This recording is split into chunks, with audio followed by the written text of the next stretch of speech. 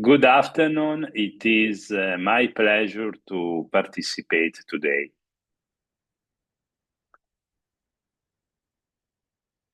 The objective of the medical treatment of endometriosis include improving pain, preventing the recurrence of endometriosis after surgery, and preventing the progression of endometriosis, in particular the progression of ovarian endometrioma.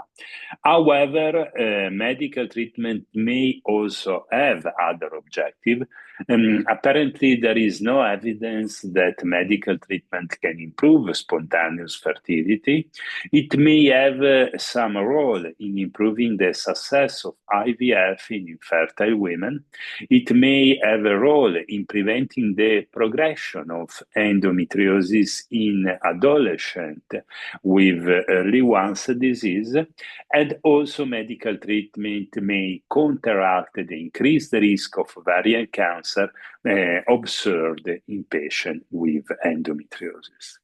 Obviously, there are some contraindications to the hormonal therapies, which include adnexal masses with a suspicion of malignancy, bowel endometriosis causing stenosis of the intestinal lumen and subocclusive or occlusive symptoms, and ureteral stenosis causing hydronephrosis. Currently available medical therapies can be listed in first-line and second-line therapies. First-line therapies include non-steroidal anti-inflammatory drugs, combined contraceptive and progestin. Second-line therapies include gonadotropin-releasing hormone analogs and gonadotropin-releasing hormone antagonists. All this therapy mainly have the objective of causing a prolonged period of amenorrhea. They inhibit ovulation, and in this way, they stop the transtubal retrograde menstruation, thus preventing the implantation of the menstrual blood in the abdominal cavity. All medical therapies share some common characteristics. They obviously improve pain symptoms, but they do not cause the disappearance of endometriotic lesion. Therefore, the recurrence of symptoms is expected after the discontinuation of the treatment. The efficacy of the treatment in improving pain must be balanced with the incidence of adverse effect, which obviously affect the long-time treatment of the disease. Most of the available therapies are contraceptive, and they sometimes interfere with contraception. Therefore, women wishing to conceive must interrupt this therapy, and in this case, they usually experience recurrence of symptoms. Endometriosis may progress despite the use of hormonal therapies, and therefore patient must be monitored during treatment with ultrasonography in order to timely detect the progression of the disease. Several progestin have been used for the treatment of endometriosis, such as norethindrone acetate, dienogest, medroxyprogesterone acetate, desogestrel, etonogestrel, levonorgestrel. Progestin can be administered by different way: oral tablet, depot subcutaneous injection, subcutaneous implant, intrauterine devices. And in particular, there is a solid evidence based on randomized control trial and systematic review with meta-analysis that dienogest improved the pain caused by endometriosis. Also, norethindrone acetate have been studied in several randomized controlled trials, and its efficacy was also documented in patients with extensive deep endometriosis, such as bowel endometriosis. Similarly, the efficacy of medroxyprogesterone acetate was shown in randomized controlled trial. The isogestrel can be a valuable option in patients desiring contraception, and the etonorgestrel implant is an interesting option in patients seeking long-term contraception. And the intrauterine device is another option, particularly useful for patients with endometriosis suffering heavy menstrual bleeding that can be caused by adenomyosis or uterine fibroids. Combined oral contraceptives are available in oral tablet, transdermal patches, and vaginal rings. They have several practical benefits, which include the contraception, the long-term safety, and the regulation of the menstrual cycle. Depending on the patient need, they can be administered sequentially or continuously, and the continuous administration is particularly useful for women experiencing exacerbation of symptoms during the menstruation. The efficacy of combined oral contraceptive was documented in several randomized controlled trials, and the most frequent adverse effects are breakthrough bleeding, nausea, headache, abdominal cramping, breast tenderness, and changes in vaginal discharge or libido. Most adverse effects are mild, and they often improve with the continuous use or switching to a different formulation. Gonadotropin-releasing hormone analogs have been widely used in the past for the treatment of pain caused by endometriosis. Their efficacy was documented by randomized controlled trial. However, the tolerability profile is less favorable compared with first-line medical option. The hypoestrogenism caused by these drugs cause severe adverse effects, including loss of bone mineral density, amenorrhea, vasomotor symptoms, and depression. And the significant adverse effect caused by estrogen deprivation may lead to discontinuation of treatment.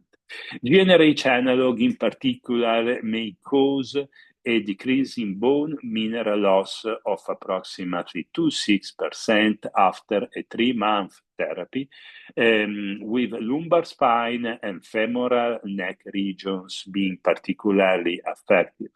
The risk of bone mineral density loss is affected by several other factors, which must be considered when prescribing this type of treatment, such as duration of treatment, age, lifestyle factors such as vitamin D intake, physical activity, and calcium intake.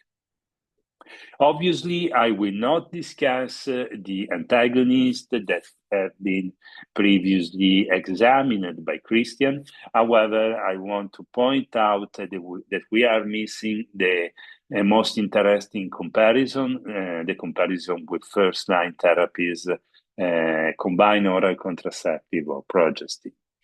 What else? Several molecules have been investigated for the treatment of endometriosis, in particular aromatase inhibitors. The P450 aromatase is a key enzyme for estrogen biosynthesis that is normally expressed in the human ovary, skin, adipose tissue, and brain.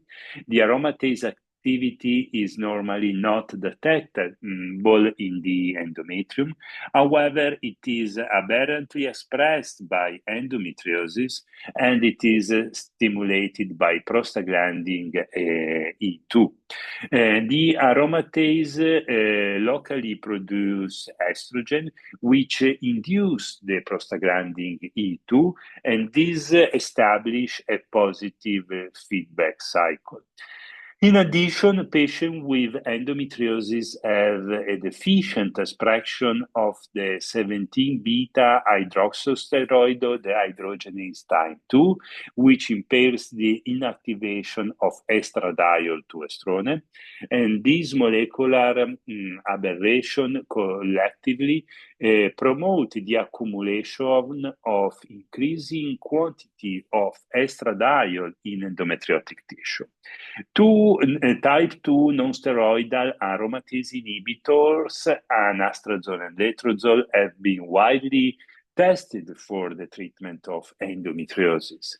We did some years ago a prospective open-label non-randomized trial, including patients with rectovaginal endometriosis, and we compare letrozole combined with norethindrone acetate with norethindrone acetate alone.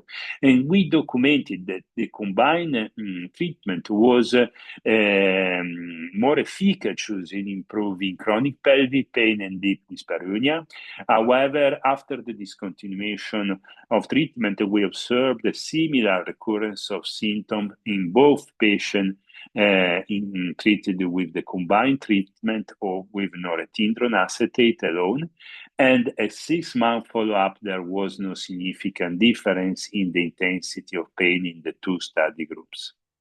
However, the incidence of adverse effect was significantly higher in patients treated with letrozole. In another randomized controlled trial, we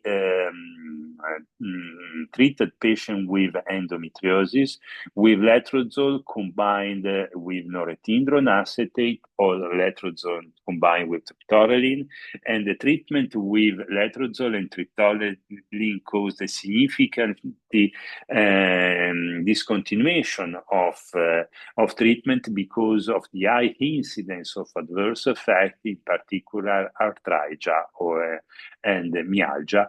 And therefore, this deep hypoestrogenism cannot be tolerated by patients with endometriosis. The efficacy of aromatase inhibitors was also documented in patients with bowel and with bladder endometriosis. Another molecule that has been tested in patients with endometriosis is dichloroacetate, which is an organochloride compound of acetic acid. It is an inhibitor of the pyruvate dehydrogenase kinase, which is typically used to treat cancer. There are 4 different isoforms of the PDK, and PDK1 is the most sensitive to the inhibition by dichloroacetate. The background of the use of dichloroacetate in patients with endometriosis consists in the fact that the levels of TGF, beta-1, and lactate is elevated in patients in the peritoneal fluid of patients with endometriosis. These correlate with a shift from normal mitochondrial respiration to glycolysis in human peritoneal mesothelial cell that line the pelvic cavity. Human peritoneal mesothelial cells of women with endometriosis have higher levels of basal glycolysis, lower mitochondrial respiration, and higher lactate secretion compared with human peritoneal mesothelial cells obtained from control. The increased concentration of lactate in the pelvic peritoneal fluid may create a microenvironment that promote the invasion of ectopic endometrial cell into the peritoneum and the formation of endometriotic lesion. Human peritoneal mesothelial cell of women with endometriosis have decreased activity of the pyruvate dehydrogenase compared with the human peritoneal mesothelial cell obtained from healthy controls. And a study recently published documented that dichloroacetate can normalize the metabolic profile of human peritoneal mesothelial cells and increase the pyruvate dehydrogenase activity in presence or absence of TGF-B1. The chloroacetate treatment decreases basal and TGF-beta-1 stimulated human peritoneal mesothelial cell lactate secretion, and the treatment of endometriosis human peritoneal mesothelial cells with dichloroacetate decreases the proliferation of endometrial stromal cell.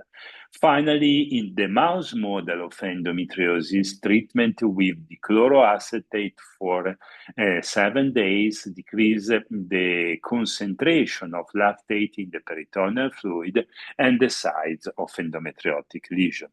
Based on this background, an open-label clinical study has been done by the University of Edinburgh, and we are waiting the result of this study. Dopamine receptor 2 agonists may have a role in the treatment of endometriosis. In animal models, a dopamine receptor 2 agonist inhibit pathological angiogenesis in tumors by inactivating VEGF receptor 2 signaling. In contrast to other anti-angiogenic agents, dopamine receptor 2 agonists have an acceptable safety profile, and they do not interfere with the standard establishment and progression of pregnancy. And finally, these molecules have been shown to inhibit the angiogenesis in the mouse model of endometriosis. In a proof of concept study, the administration of quinabolide was shown to cause a 70% decrease in the volume of the endometriotic lesion, and also approximately 35% of the endometriotic lesion completely disappear. And in another study, the efficacy of cabergoline was compared with a GnRH analog, and it was shown that cabergoline was more efficacious than decapeptyl in decreasing the size of ovarian endometrioma. More recently, a randomized controlled trial that included only 9 women with surgically confirmed endometriosis documented that the administration of cabergoline caused a decrease in pain, which is similar to the improvement shown in patients treated with norethindrone acetate. And the molecule was well tolerated, and there was no serious adverse effect. And here you can see the changes in the intensity of pain in patients treated with cabergoline in red and with norethindrone acetate in black. In conclusion, hormonal therapies improve symptoms caused by endometriosis, but they do not definitely cure the disease. Therefore, the recurrence of symptoms must be expected after the discontinuation of therapy. Non-hormonal therapies based on molecular pathway involved in the pathogenesis of endometriosis may represent the future of the medical treatment of this condition. Thank you for your attention.